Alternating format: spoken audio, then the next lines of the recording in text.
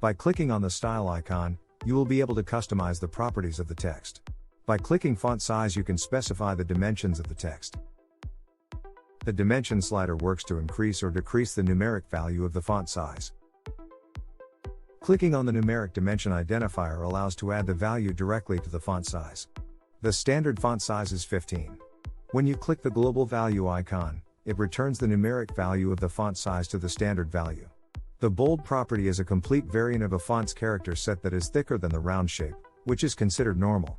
The italic property is a style of writing whose most common characteristics are the inclination of the texts. The underline property is a straight horizontal line immediately below a portion of the script. These properties can also be used together, all three at the same time, and by making combinations between them. The text align property allows manipulation of the position of text within the component. By selecting the centering icon, you can center the text within the component. Clicking the justified icon allows you to span the entire width of the component and evenly spread the text.